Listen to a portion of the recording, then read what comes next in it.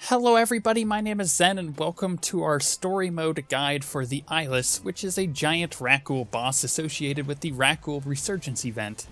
This boss is a fairly easy boss that really only requires one tank, and he has 4 abilities that he does. The first is Infected Phlegm, which is a giant green circle that the boss puts on the ground, and anybody standing within it will get a stacking debuff, so you want to try to avoid it. It's also worth noting that this will almost never spawn on a tank, but there is a small chance of it in case the tank either dies or if someone pulls aggro.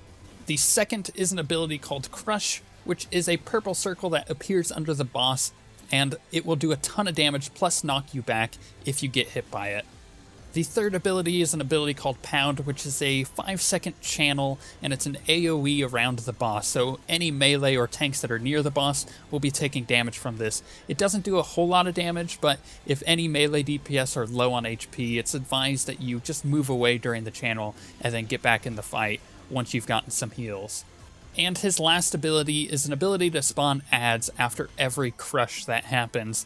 There's quite a few of them, but they have very little HP, and they do not need to be tanked. You can deal with them with simply using the DPS to burn them down. The strategy for this boss is fairly straightforward, and really the only thing that you'll need to worry about is positioning.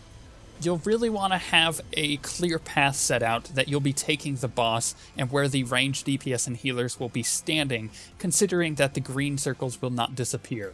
We suggest having the ranged DPS and healers be kind of clustered together. You don't have to stack on each other, but if you're clustered together, you accomplish 2 things.